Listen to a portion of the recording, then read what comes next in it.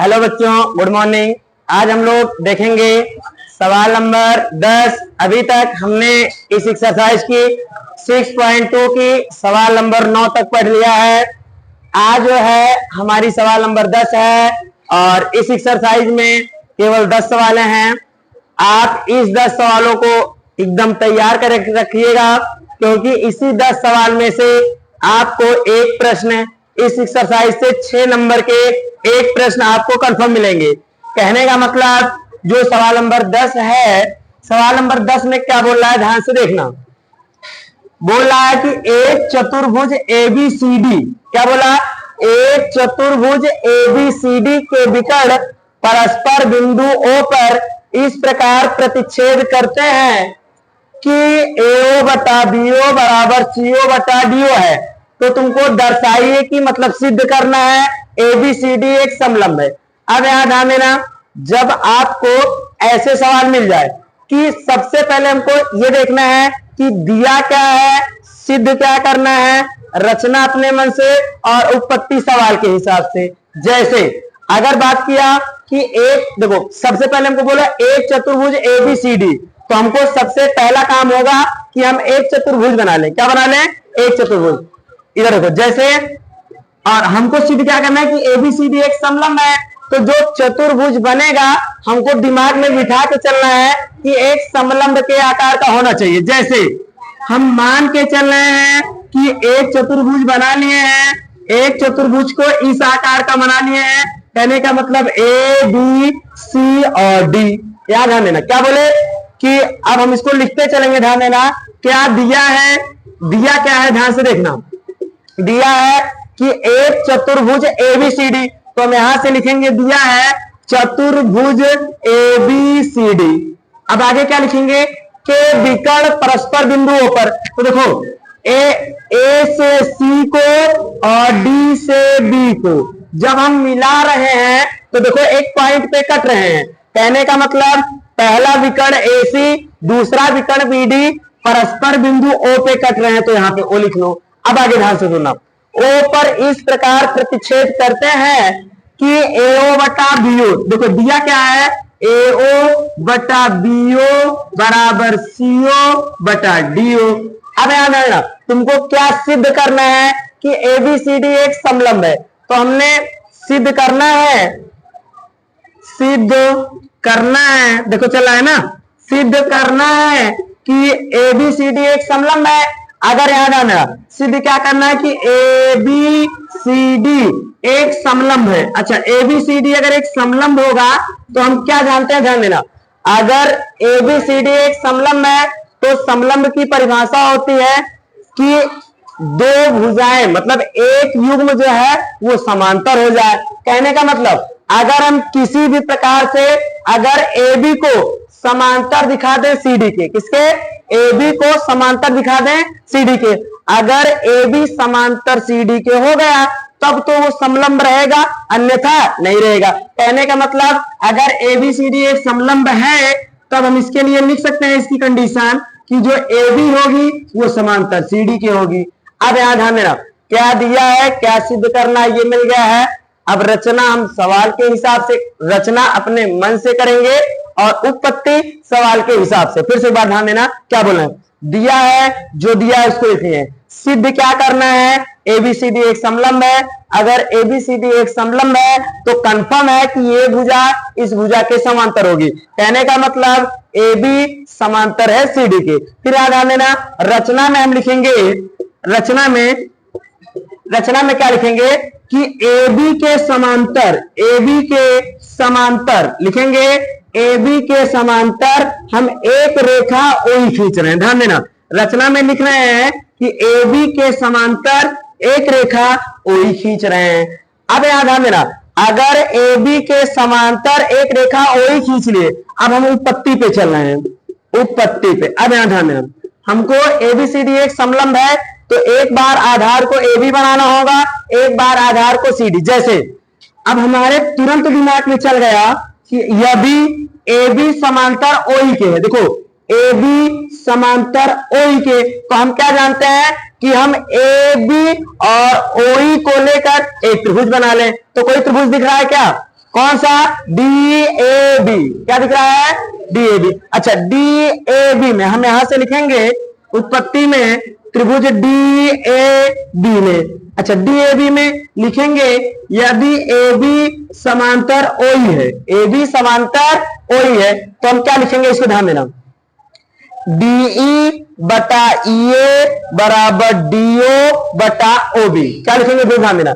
DE बटा EA बराबर DO बटा OB। कहां से लिख रहे हैं? ये थेल्स के प्रमेय से। तो यहां से हम लिखेंगे DE बटा EA बराबर DO बटा OB। इसको हम लिखेंगे थेल्स की प्रमेय से। थेल्स की प्रमेय से, थेल्स की प्रमेय से इसको हम समीकरण 1 बना लिए। अब अगर हम इसको समीकरण 1 बना लिए, अब यहां ध्यान देना, हमको देखो दिया है कुछ, तो हमको इसका भी यूज करना है। कहने का मतलब हमको क्या दिया है? AO बटे BO बराबर CO बटे DO। अच्छा, अगर हम इसको ये लिखना चाहें, ध्यान देना, इसको हम लिख सकते हैं AO बटा जो BO है ये ऊपर चला जाएगा और जो CO है वो नीचे चला आएगा। अच्छा, ऐसा क्यों कर रहे हैं? देखो, हमको DO और OB मिल गया है, DO और OB मिल गया है। अगर हम यहां से DO और OB का मान लेते हैं तो बायां बायां पक्ष बराबर हो जाएगा, तो दाया दाया अपने आप में क्या हो जाएंगे? बराबर। कहने का मतलब फिर ध्यान देना, हम इसको लिख सकते हैं AO और CO ऊपर था, CO कहां आया? नीचे, बराबर। BO नीचे था, कहां गया? ऊपर, तो BO बटा DO। और इसको समीकरण 2 बना लें। चाहे यहां लिख लो या इसको लिख लो यहां से AO बटा CO बराबर BO बटा DO। अब यहां ध्यान देना, अब यहां ध्यान देना। अच्छा, हमको DO बटा OB है, क्या है? DO बटा OB। अगर DO बटा OB है, अगर इसको OB बटा DO बनाना होगा तो हम इसका उल्टा कर दें। क्या कर दें? उसका। तो इसको, इसका जब हम उल्टा कर देंगे तो ये CO बटा AO में बदल जाएगा, CO बटा AO में। और ये जो OB बटा OD है ये क्या बन जाएगा? DO बटा OB। ठीक, अब यहां ध्यान देना, इसको हम समीकरण 2 बना ले रहे हैं। अब हम समीकरण 1 और समीकरण 2 में क्या देख पा रहे हैं? ध्यान देना कि DO बटा OB, DO बटा OB, दाया दाया पक्ष क्या है? बराबर। अगर दाया दाया पक्ष बराबर है तो बाया बाया पक्ष भी क्या होगा? बराबर। तो यहां से हम लिखेंगे समीकरण 1 और समीकरण 2 से, समीकरण 1 और समीकरण 2 से। अच्छा, समीकरण 1 और समीकरण 2 में हम 50 बार बोले, ध्यान सुनना, कि दाया दाया पक्ष बराबर है तो बाया बाया पक्ष भी क्या होगा? बराबर।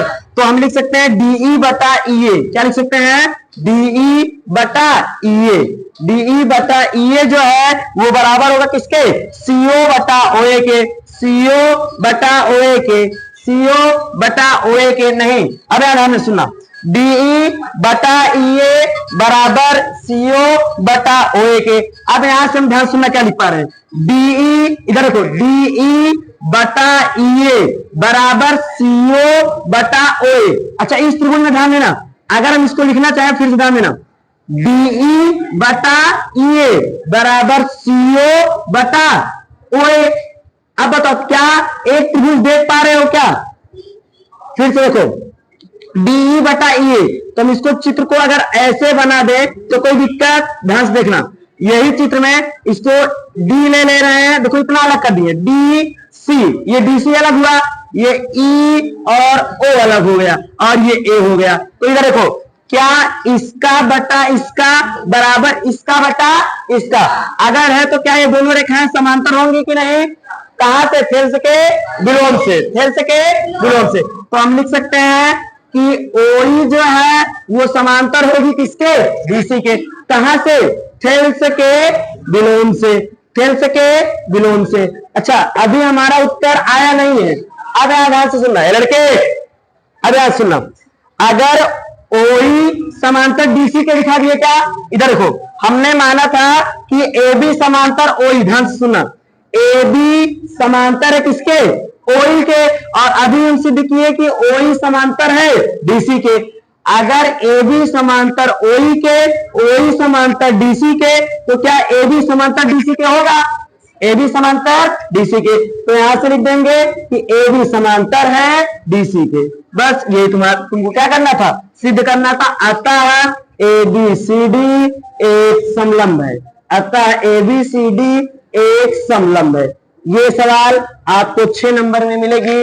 एक बार देख लो, जहां ना समझ में आया हो पूछ लो, और आप लोगों को भी जो ऑनलाइन देख रहे हो अगर ना समझ में आए तो कमेंट बॉक्स में कमेंट कर सकते हो, इसको स्क्रीनशॉट ले लो।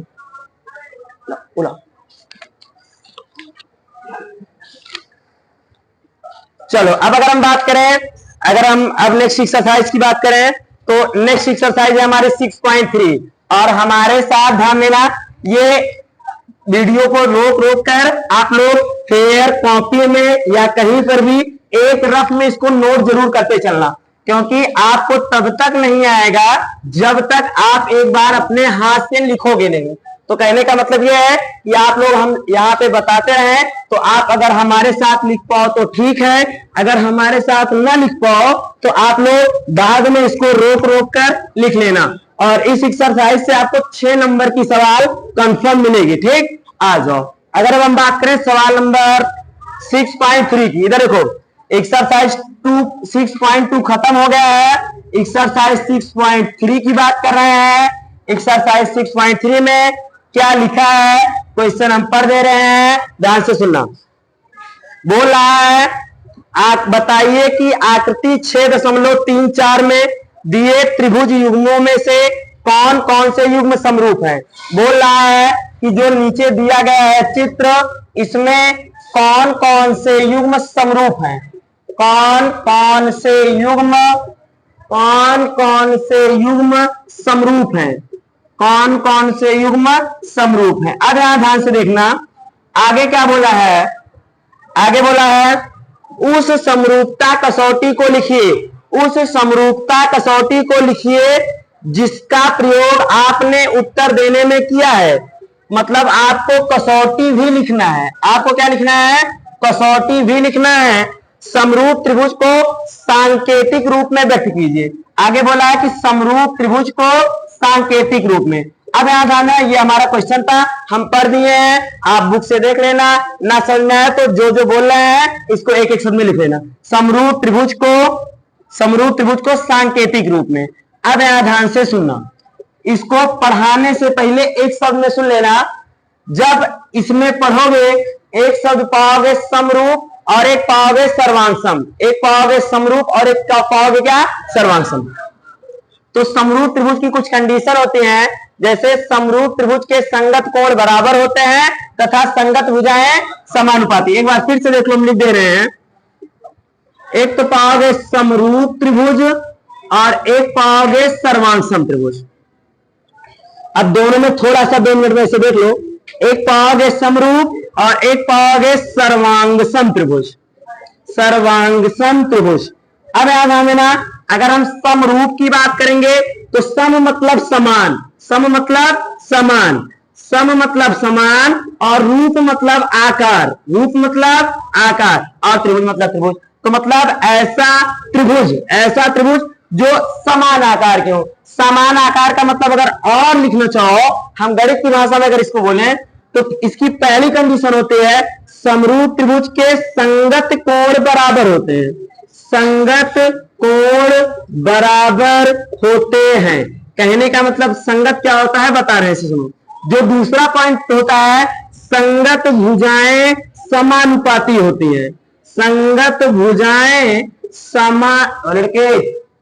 संगत भुजाएं समानुपाती होती है। अच्छा, अगर हम इसकी बात करें तो क्या होगा, इधर ध्यान से देखना, पहले इसको देख लो। जैसे हमको बोला है कि 2 त्रिभुज है, तो एक त्रिभुज यहां ले रहे हैं और एक त्रिभुज यहां ले रहे हैं। अब यहां ध्यान देना, अगर चिन्ह ऐसे लगा रहे, मतलब एक केवल एक चिड़िया जैसा उड़ रहे, तो ये समरूप का चिन्ह होता है। किसका होता है, समरूप का। और अगर चिड़िया के नीचे 2 लाइन लग जाए तब ये सर्वांगसम होता है। क्या होता है, सर्वांगसम। अब यहां ध्यान से सुनना, हम मान ले रहे हैं कि एक त्रिभुज ABC है, ऐसा एक सवाल में बता दे रहे हैं, फिर आगे आने वाली सवाल अपने आप कर सकते हो अगर इतना समझ में आ गया तो। आना देना, एक त्रिभुज ए बी सी दिया है और दूसरा त्रिभुज दिया है पी क्यू आर। क्या दिया है? P Q R. अगर एक त्रिभुज ए बी सी दिया और एक पी क्यू आर दिया तब क्या होगा? ध्यान से सुना। जैसे कोण ए का संगत कोण कोण पी होगा। ध्यान से सुनना, कोण ए का संगत कोण क्या होगा? पी। कोण बी का संगत कोण क्या होगा? कोण क्यू। तो कोण बी का जो संगत कोण है क्या है? कोण क्यू। अब बताओ कोण, सब लोग बताओ देख के, कोण सी का संगत कोण क्या होगा? आर। तो कोण सी बराबर कोण आर। ये समरूप की पहली कंडीशन है। दूसरी सुनो, समरूप त्रिभुज की संगत भुजाएं समानुपाती होती है। तो देखो ए बी बटा पी क्यू, क्या? ए बी बटा पी क्यू बराबर बी सी बटा क्यू आर।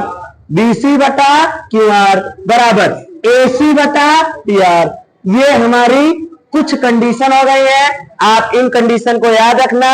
इन्हीं कंडीशन के आधार पे हम इस एक्सरसाइज की लगभग 95% सवालें आपको इसी बेस में मिलेंगी। कहने का मतलब क्या है? यही दो कंडीशन आपको याद रहेंगी कि संगत कोण बराबर होते हैं और संगत भुजाएं समानुपाती होती हैं, तब यहां से आपकी सवालें लगेंगी। जैसे पहली सवाल है, ध्यान से देखना, पहली सवाल है और आप लोग बताते चलोगे। एक त्रिभुज दिया है, देखो समरूपता की कसौटी का जैसे जैसे यूज मिलेगा हम बताते चलेंगे। आपको कुछ समरूपता की कसौटी का बता दे रहे हैं, बाकी जैसे जैसे मिलेगा उससे बताते चलेंगे। यदि त्रिभुज के तीनों भुजाएं बराबर हो, क्या भुजाएं हो? तीनों भुजाएं, या तीनों कोण बराबर हो, तीनों कोण, या तो साइड एंगल साइड। कहने का मतलब एक भुजा और कोण और भुजा, दो भुजा और एक कोण बराबर हो, या तो दोनों कोण बराबर हो। तो आप ये चार कंडीशन याद रखोगे, या तो तीनों भुजाएं बराबर हो, या तो तीनों कोण बराबर हो, या तो दो भुजाएं एक कोण बराबर हो, या तो दो कोण बराबर हो। यही समरूपता की कसौटी, इन्हीं का यूज करोगे और जो एक्स्ट्रा आएगा हम उनको बताते रहेंगे। जैसे हमको दिया है, आप लोग देख के तुरंत कमेंट बॉक्स में उत्तर दो। देखो जैसे ए बी सी है और पी क्यू आर, ध्यान देना, ए बी सी है और पी क्यू आर। अब ध्यान देना, ए बी में कोण ए का मान दिया है 60 अंश, ए बी में कोण ए का मान कितना दिया? 60 अंश। और जो कोण बी है, कोण बी का मान दिया 80, और जो कोण सी है, कोण सी का मान दिया 40। आगे देखो, पी में दिया है 60 और बी में क्यू में दिया है 80 और आर में दिया है 40। अब देखो इसको आपको लिखना है सांकेतिक भाषा में। आपको क्या करना है? लिखना है सांकेतिक भाषा में। आप क्या लिखोगे? ध्यान से सुना, आपको बताना है कि समरूप है कि नहीं। अगर समरूप है तो आपको इनमें से कुछ कंडीशनें फॉलो करनी होंगी, तभी मतलब कहने का मतलब है तो तीनों साइड बराबर दिखा दो, या तीनों कोण बराबर दिखा दो, या तो दो भुजा एक कोण बराबर दिखा दो, या दोनों कोण बराबर दिखा दो। आ जाओ इधर। जैसे हम क्या देख रहे हैं कि ऐसे आपको लिखना होगा तब नंबर पाओगे। 2 नंबर का क्वेश्चन आएगा, आपको ये सारी कंडीशन लिखनी होगी। जैसे त्रिभुज ए बी सी और त्रिभुज ए बी सी और त्रिभुज पी क्यू आर, त्रिभुज पी क्यू आर। चलो खड़े जाओ सुजल, बताओगे इस चित्र में कि कोण ए बराबर क्या लिख सकते हो? कोण ए बराबर क्या लिख सकते हो? कोण पी। कोण ए बराबर कोण पी। अब बताओ कोण बी बराबर कोण क्यू और कोण सी बराबर कोण आर। सही है? अच्छा ऐसा क्यों? देखो कोण ए का मान कितना है? देखो कोण ए का मान कितना? 60 और कोण पी का भी मान कितना है? 60। अब बताओ कोण बी का मान कितना है? 80। अब बताओ कोण क्यू का मान कितना है? 80। यहां पे डिग्री लगा रहता है, ठीक है। चलो अब बताओ कोण सी का मान कितना है? 40 और कोण आर का मान कितना है? 40। क्या ये दोनों त्रिभुज समरूप है? बोलो, क्या ये दोनों त्रिभुज समरूप है? किस नियम से? से कि ए से? ए से। कहने का मतलब तीनों कोण क्या है? बराबर है। Sit down. अब यहां सुना, कहने का मतलब यहां से हम त्रिभुज ए बी सी है, एंड का चिन्ह हटाएंगे, समरूप का चिन्ह लगाएंगे, एंड का चिन्ह हटाएंगे, समरूप का लगाएंगे और यहाँ पे पी क्यू आर लिख देंगे और ब्रैकेट में लिख देंगे ए। क्या लिख देंगे? ए। और ये हमारी पहली सवाल थी, आपको इतना लिखना पड़ेगा। ये क्वेश्चन 2 नंबर के प्रश्न मिलेंगे। कितने नंबर के? 2 नंबर के प्रश्न मिलेंगे। स्क्रीनशॉट ले लो और हमारे साथ लिखते चलो। ये पहला क्वेश्चन था। अगर अब हम बात करें क्वेश्चन नंबर इसी में दूसरे की, इधर देखो, ये हमारा पहला क्वेश्चन था। अगर हम इसी में दूसरे क्वेश्चन की बात करें तो दूसरा क्वेश्चन क्या बोल रहा है, ध्यान से देख लो। दूसरा क्वेश्चन बोल रहा है, इधर देखो, एक त्रिभुज दिया है इस प्रकार से और एक त्रिभुज इतना बड़ा से दिया है इस प्रकार से। अब यहां ध्यान देना, यहां पे दिया है ए बी सी, यहां पे दिया है पी, यहां पे दिया है क्यू, यहां पे दिया है आर।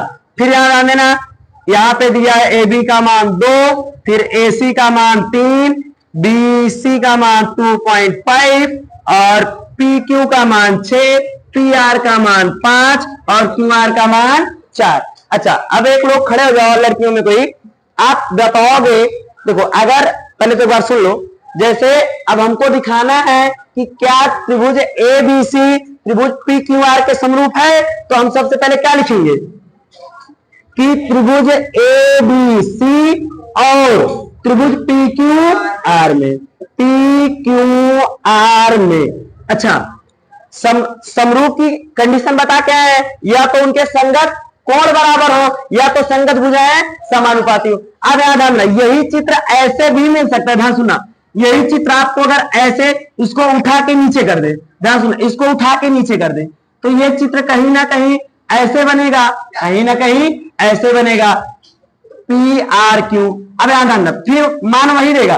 कहने का मतलब अगर ये इसको उठा के इधर भी कर दे, इसको उठा के उधर भी कर दे, तो हमको एक चीज इसमें क्या देखना होगा, जो कॉमन चीज है। ध्यान से सुनना, क्या इसमें 2 है क्या?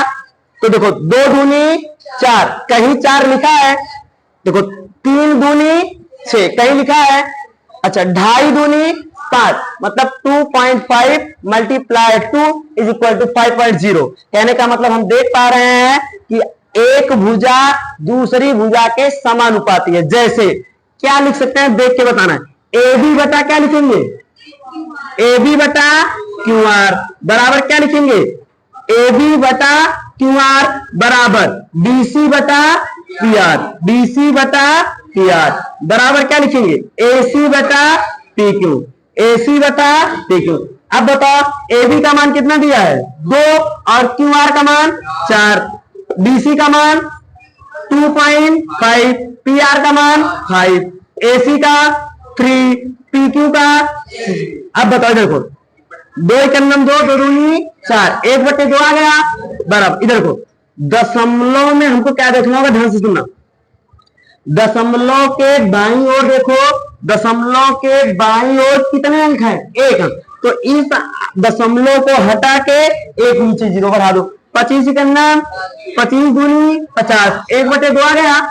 3 करना, 3 दूनी बराबर 1/, क्या समरूप की कंडीशन फॉलो हो रही है? क्या देख रहे हैं कि इनकी संगत भुजाएं बराबर है कि समानुपाती है, समानुपाती है। कहने का मतलब यहां से हम लिख सकते हैं कि त्रिभुज ए बी सी जो है वो समरूप है किसके, पी क्यू आर के। किस नियम से, यस यस यस से। ये आपका दूसरा क्वेश्चन था। एक बार स्क्रीनशॉट ले लो और बार बार बोलना है कि हमारे साथ लिखते चले चलो। आ जाओ, अगर हम बात करें सवाल नंबर 3 की, अगर साथ में ना लिख पाओ तो एक बार इसको देख लिया करो, फिर से सुनो क्या बोलना है।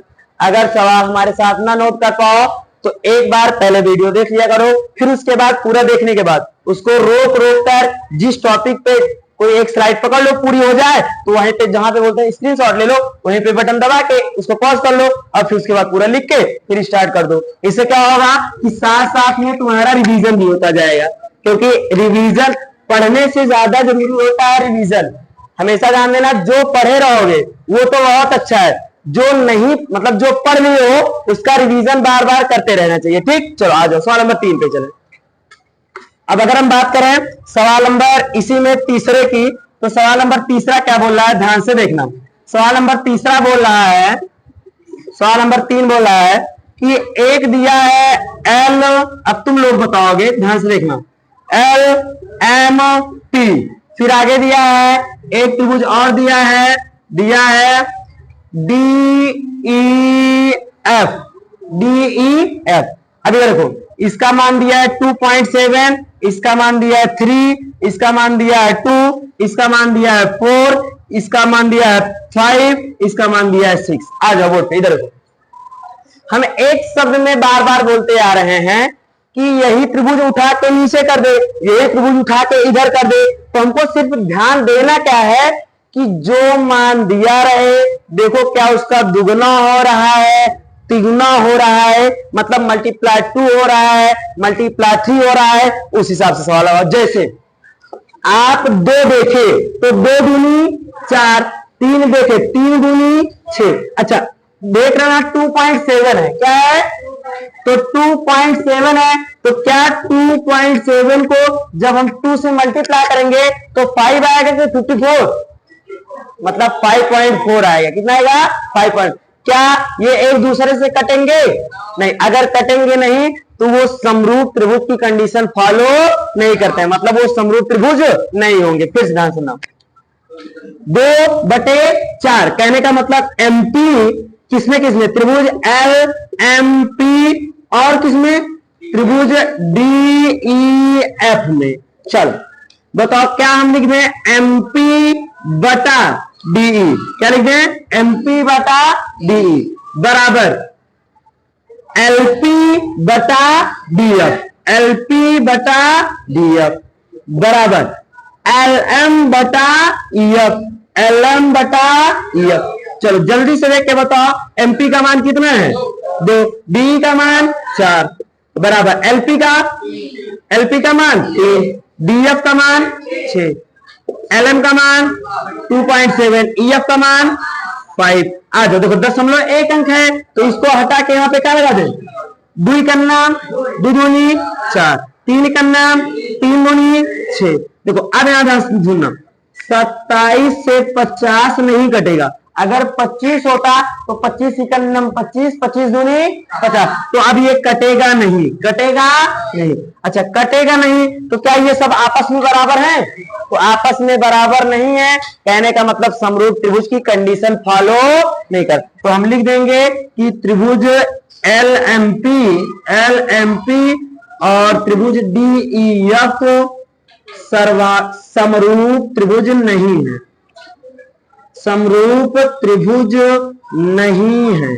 चाहे ये लिख लो और ना समझ में आ रहा हो तो यहाँ पे इसका चिन्ह लगा के इसको काट दो, इसका चिन्ह लगा के इसको काट दो। ये था सवाल नंबर 3। अगर अब हम बात करें सवाल नंबर 4 की, तो सवाल नंबर 3, 4 आपको कुल कंडीशन केवल इतनी याद रखना है कि या तो उनके संगत कोण बराबर होंगे या तो संगत भुजाएं समानुपाती होंगी। इसी बेस पे और इसमें से एक सवाल 1 नंबर के प्रश्न में या 2 नंबर के प्रश्न में बार बार पूछी जाती है, या तो 1 नंबर में या तो 2 नंबर में। आप ध्यान से सुनना।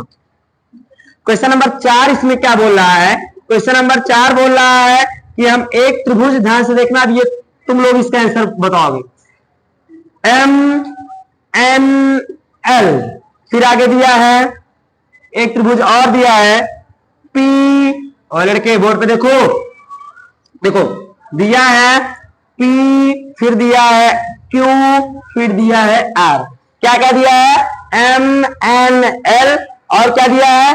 PQR। चलो अच्छा यहां ध्यान से देखना, MN का मान कितना दिया है? 2.5। MN का मान कितना दिया? 2.5। फिर यहां ध्यान सुनना, LM का मान कितना दिया? 5। आगे देखो PQ का मान कितना दिया? 5। अच्छा इधर देखो, इधर में 70 डिग्री भी दिया है, इधर 70 डिग्री। फिर यहां ध्यान सुनना, 5 के बाद यहाँ 70 डिग्री यहां पर भी दे दिया है और यहाँ पर 10 दे दिया। आ जाओ बोर्ड पे, इधर देखो। अब हमको दिखाना है कि क्या ये त्रिभुज समरूप है। तो कोई बताएगा इसका आंसर समरूप होगा कि नहीं होगा? क्या ये दोनों त्रिभुज समरूप है? किस नियम से? यस है, यस से। वेरी गुड, सब बस। कैसे जाने? 5 करना 5 दूनी 2.5 करना 2.5 दूनी कोण यम बराबर कोण क्यू। वेरी गुड, ठीक। आ जाओ जरूर। अब लिखेंगे हम त्रिभुज MNL में, MNL और त्रिभुज पी क्यू आर में, पी क्यू आर में। अब ध्यान से सुना, जब हम एक चीज थोड़ी सी कंडीशन और याद रखना, क्योंकि पेपर में यहां से क्वेश्चन पूछ लिया जाएगा। जो कोण बीच में दिया हो, ध्यान सुनना क्या बोल रहे हैं, जो कोण बीच में दिया हो और इधर भी जो कोण बीच में दिया हो उसको बीच में लिखना है। क्या कहां लिखोगे? बीच में। अच्छा, अब यहां से अगर हम इसको लिखना चाहें तो क्या हम एन एम एल, क्या एन एम एल, और इसमें क्या लिखेंगे? P Q R. किसी को कोई दिक्कत? चलो, अब क्या हम इसको लिख दें, ध्यान से सुनना, एम एन बटा पी क्यू। क्या लिख दें? एम एन बटा पी क्यू बराबर क्या लिखेंगे? एल एम बटा क्यू आर, एम एल बटा क्यू आर। कोई दिक्कत? कहने का मतलब एम एन का मान कितना दिया? 2.5। पी क्यू का मान कितना दिया? 5। एम एन का मान कितना दिया? 5। क्यू आर का मान 10। अच्छा, पॉइंट हटाए, नीचे 0 बढ़ा दे। 25 इकन्नम 25, 25 दूनी 50, 1/2 आ गया। आ जाओ इधर को, 5 इकन्नम 5, 5 दूनी 10, क्या 1/2 आ गया क्या?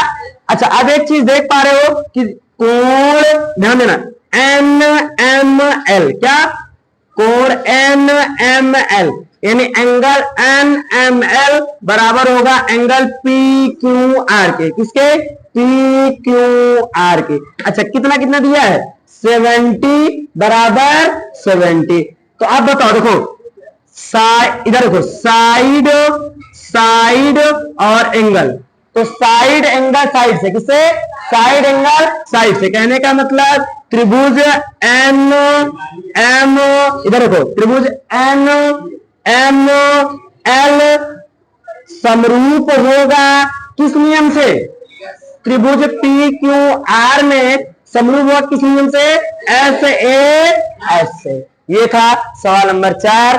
अगर अब हम बात करें सवाल नंबर 5 की, बार बार स्क्रीन से इसलिए हट जाते हैं ताकि आप लोग स्क्रीनशॉट लेके लिख सको। ठीक, आ जाओ स्क्रीनशॉट ले लो। अब हम बात करें सवाल नंबर 5 की। किसकी बात करें? सवाल नंबर 5 की। तो सवाल नंबर 4 तक हमने क्या देखा? इधर देखो, एड के बोर्ड पे देखो, देखो सवाल नंबर 4 में हमने क्या देखा कि या तो तीनों साइड बराबर होंगी, या तो तीनों एंगल बराबर होंगे, या तो दो साइड एक एंगल बराबर होगा, या तो दोनों एंगल बराबर होंगे। आ जाओ, अगर हम बात करें सवाल नंबर 5 की, सवाल नंबर 5 में हम देख पा रहे हैं कि एक त्रिभुज दिया है, फिर एक त्रिभुज में ए बी सी दिया है, और ए बी सी में दिया है 2.5, फिर यहां पे दिया है 3, यहां पे दिया है 80 डिग्री। ध्यान से देखना, यहीं से मिस्टेक करोगे। अब यहां ध्यान से सुनना, आगे जब हम बात करें,